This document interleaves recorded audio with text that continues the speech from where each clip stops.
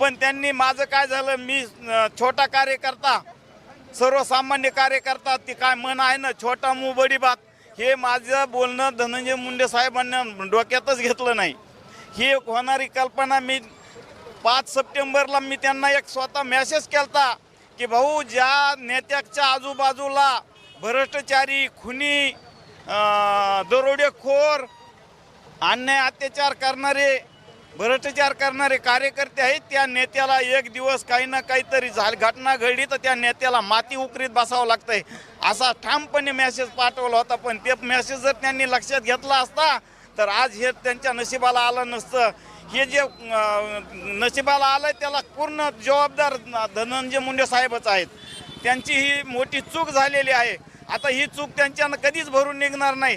मी अंतःकरणातून त्यांच्यावर प्रेम केलेला कार्यकर्ता होतो, पण माझ्यावर देखील त्यांनी